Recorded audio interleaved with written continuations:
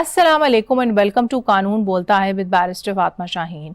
नाजरीन, जब भी हम किसी भी मुल्क के एविएशन लॉज की बात करते हैं तो ये जानना बहुत ज़रूरी है कि किसी भी लीगल सिस्टम में एविएशन लॉज का बुनियादी मकसद ये होता है कि वो एयर स्पेस ट्रैवल को ज़्यादा आसान बनाएं, ज़्यादा कन्वीनियंट बनाएं एंड डेफिनेटली ज़्यादा महफूज भी बनाएं। जब हम पाकिस्तान की बात करते हैं तो ये जानना बहुत ज़रूरी है कि इस हवाले से पाकिस्तान में एविएशन के इशूज़ को रिले करने के हवाले से, उसको सॉल्व करने के हवाले से जो है वो क्या कानून साजी की गई है। इसी इशू को अपने आज के शो में हम ज़ेरे बहस लाएंगे। हम बात करेंगे पाकिस्तान में इस वक्त एप्लीकेबल एविएशन लॉज के बारे में, और हम आपको ये भी बताएंगे कि जहाँ पे ये मुख्तलिफ कवानीन जो हैं वो एग्जिस्ट करते हैं, वहाँ पे ये भी जानना बहुत ज़रूरी है कि ये पर्टिकुलरली पैसेंजर और एयरलाइन के बीच में जो एक लीगल रिलेशनशिप एग्जिस्ट करता है उसको किस तरह से रेगुलेट करते हैं।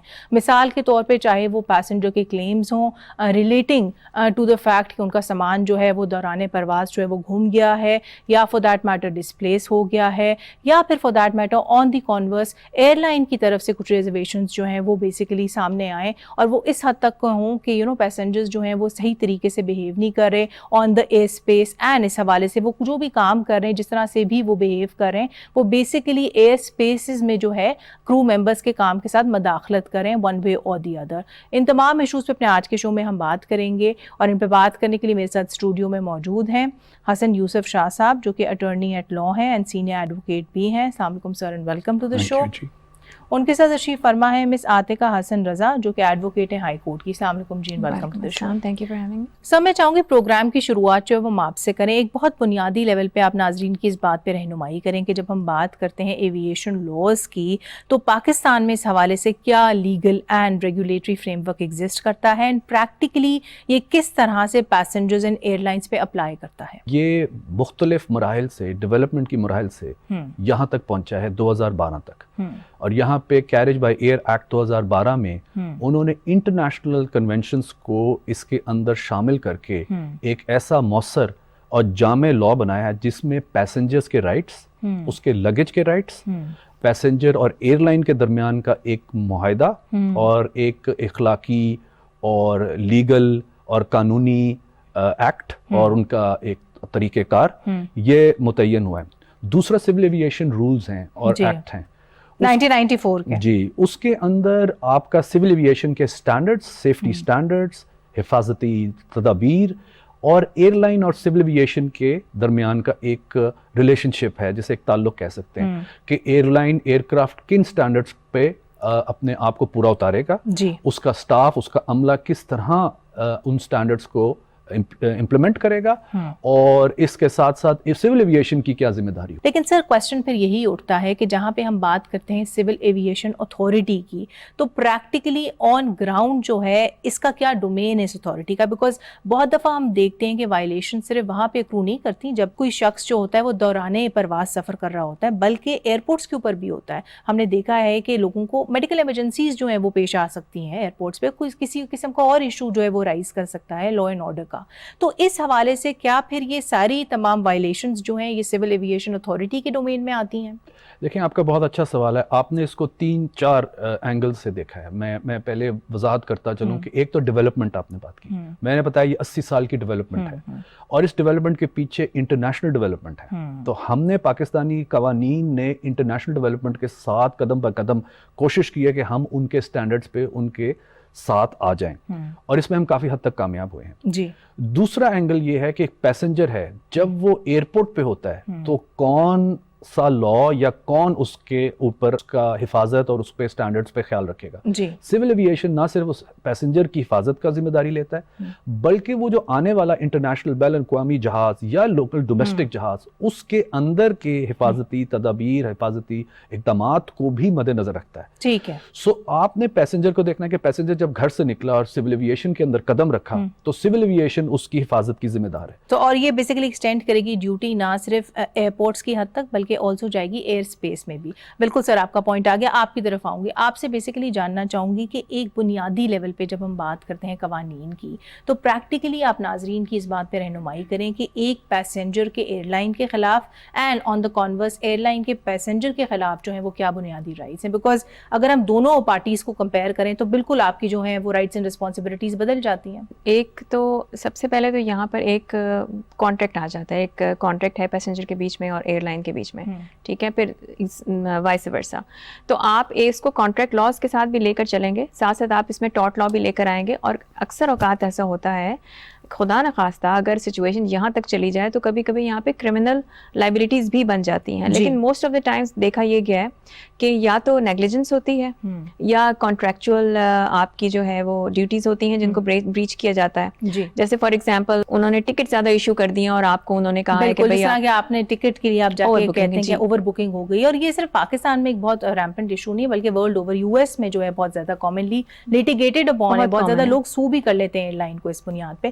لیکن موونگ آن, چلیں یہ تو آپ نے ہمیں جنرل پیرامیٹرز بتائے. جہاں پہ ہم بات کرتے ہیں جہاز کی, جہاں پہ ہم بات کرتے ہیں ایئر کرافٹ کی ایئر وردینس کی, جو کہ قانون میں بھی جس لفظ کا استعمال کیا گیا ہے, تو آپ اس بات پہ لوگوں کی وضاحت کریں کہ ایئر وردینس کا مطلب کیا ہے. بیکاز دیکھیں نا, سب سے فنڈامنٹل چیز تو یہی ہے نا مساتے کا کہ جس جہاز میں آپ پرواز کرنے جا رہے ہیں, جس میں آپ سفر کرنے جا رہے ہیں, وہ سیف ہو, وہ فٹ ہو ٹو فلائی. جی اچھا, اب یہ فٹ ٹو فلائی ہے نا, یہ ایک جنرل ٹرم ہے جس میں ویریس اسٹینڈرڈس ہیں, کچھ انٹرنیشنل اسٹینڈرڈس ہیں, کچھ ہمارے اپنے لاز کے اسٹینڈرڈس ہیں. تو سب سے پہلی بات یہ ہے کہ ایک جہاز جب اڑنے لگے تو اس سے پہلے اس کی تمام مینٹیننس اور چیکنگ, فیول اس میں پورا ہو, ہر چیز وہ دیکھنی چاہیے.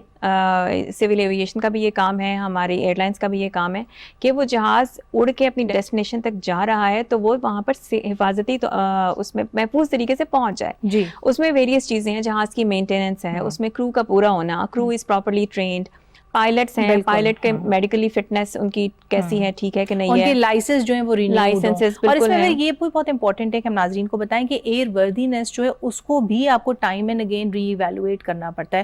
ضروری نہیں کہ اگر آج ایک جہاز جو ہے وہ ایئر وردی ہے, وہی جہاز جو امریکہ جا رہا وہ 6 مہینے کے بعد بھی ہوگا.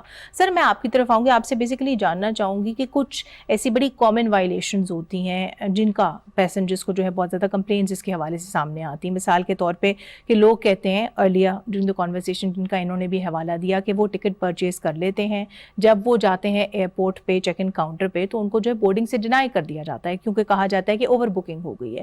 تو ایسے کیسز میں پھر لوگوں کے پاس کیا لیگل ریکورس ہے؟ بیکاز اگر آپ ایک بہت بنیادی لیول پہ دیکھیں تو by virtue of the ticket passenger اور ایئر لائن کے بیچ میں ایک کانٹریکٹ تو ہو گیا ہے. جی, آپ نے بہت اچھا سوال کیا, کیونکہ کئی ہمارے پیسنجرز بین الاقوامی سفر کرتے ہوئے, چاہے وہ حج ہو, مقدس زیارتیں ہوں یا انٹرنیشنل کوئی فلائٹ ہو, اس طرح کی تکالیف سے گزرتے ہیں. نہ صرف انٹرنیشنل بلکہ ڈومیسٹک اور ہماری لوکل ایئر لائنس پہ بھی یہ پرابلم نظر آتی ہے.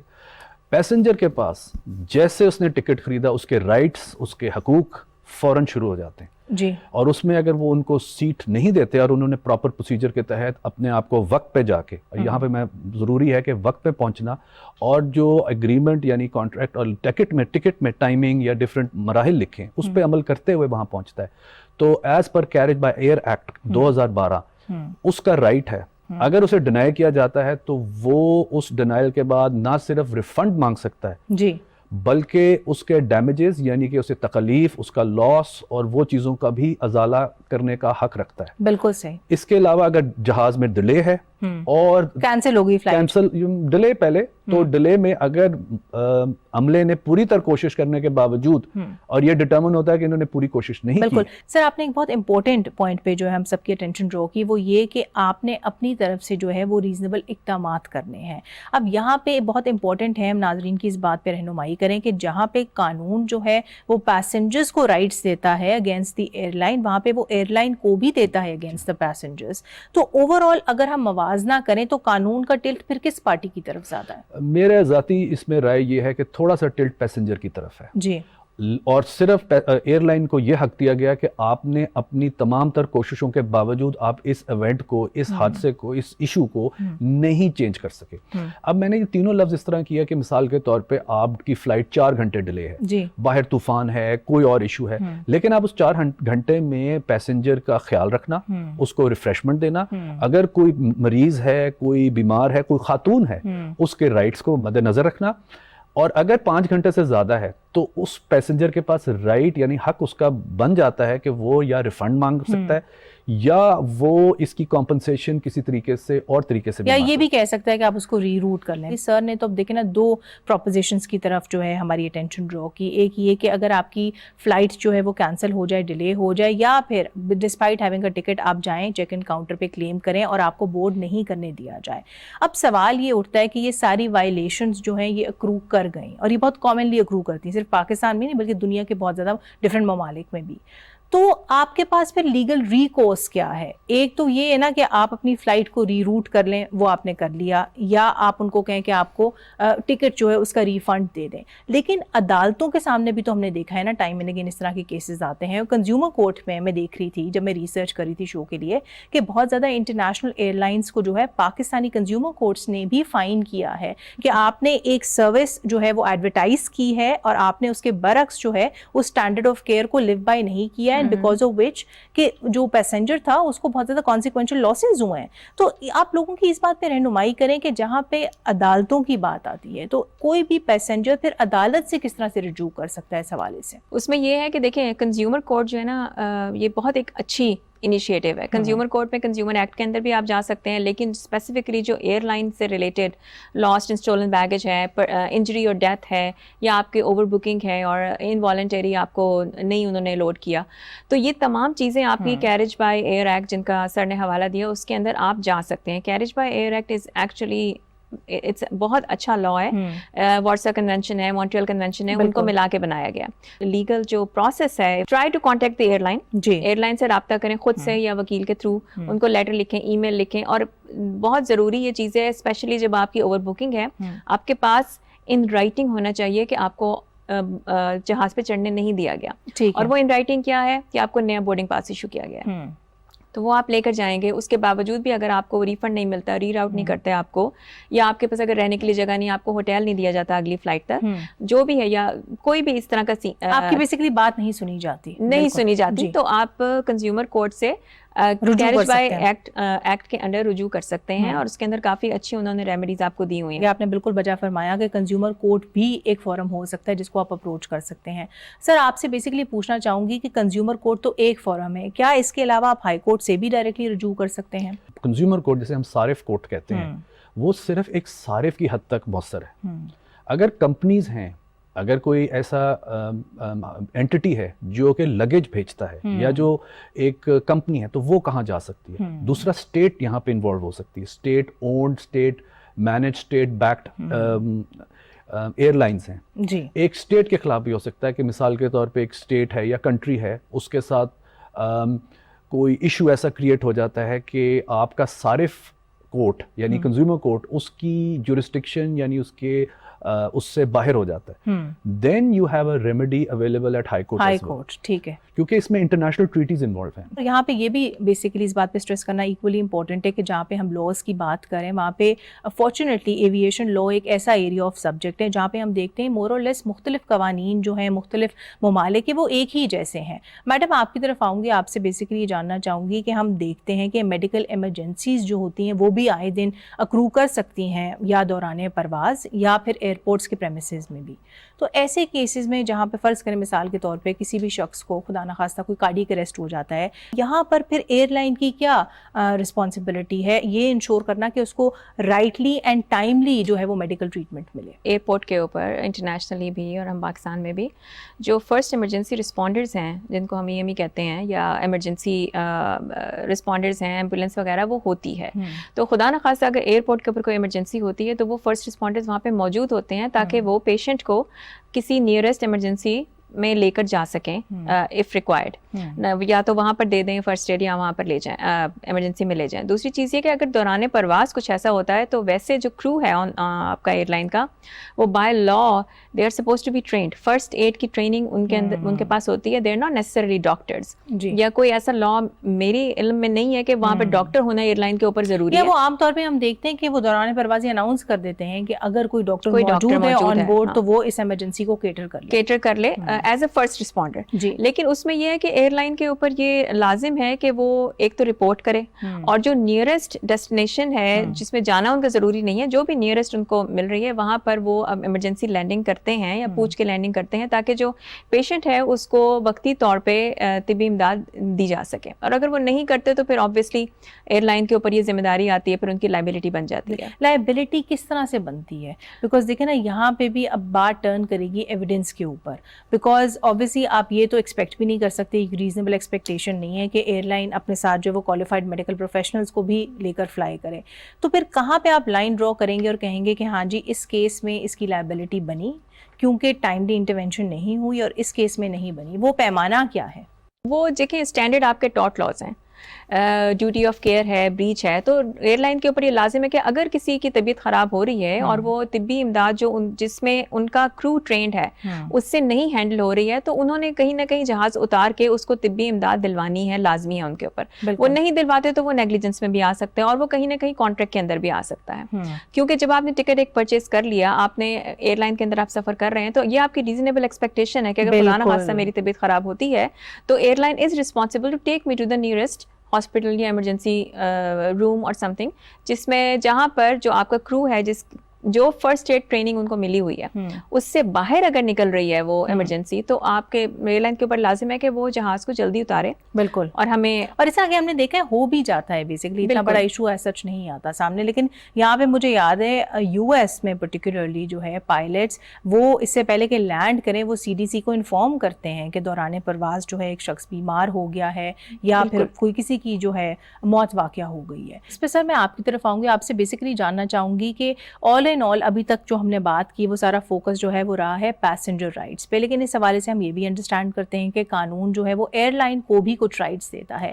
اس حوالے سے میں پرٹیکولرلی ریفر کرنا چاہوں گی سول ایویشن رولز 1994 کو، جو کہ بڑے کیٹیگوریکلی کہتا ہے کہ دوران پرواز جو ہے کسی بھی پیسنجر نے یہ انشور کرنا ہے کہ وہ کسی بھی اوفینسو طریقے سے جو ہے وہ بہیو نہ کرے، وہ کسی بھی کرو ممبر کے کام میں مداخلت نہ کرے، اور اس کے ساتھ ساتھ وہ کوئی بھی ایسا کام نہ کرے جس سے یا تو اس کی یا پھر کسی اور شخص کی جو سیفٹی ہے وہ ان ڈینجر ہو.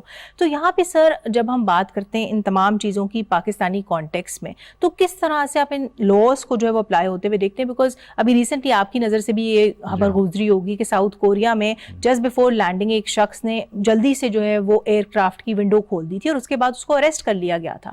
تو پاکستان میں اگر اس طرح کے انسٹنسز ہوتے ہیں تو پھر کیا کرمنل لائبلٹی اور اینی کائنڈ آف لائبلٹی جو ہے وہ انسو کرتی ہے؟ آپ نے سیفٹی کو مد نظر رکھنا ہے، نہ صرف اپنی بلکہ ساتھ والے پیسنجر اور اس سے متعلقہ عملے کے ساتھ بھی. آپ نے ان کے ساتھ تعاون کرنا ہے، جس کے لیے انہوں نے ایک سیفٹی ویڈیو اور بروشر اور لٹریچر آپ کو شیئر کرتے ہیں. بائی شیئرنگ دیٹ آپ ایک کانٹریکٹ، ایک معاہدے کے اندر پابند ہیں کہ آپ ان کے سٹینڈرڈز کو متعین کریں گے اور کسی کو تکلیف یا سیفٹی پہ نہیں لے کے جائیں گے.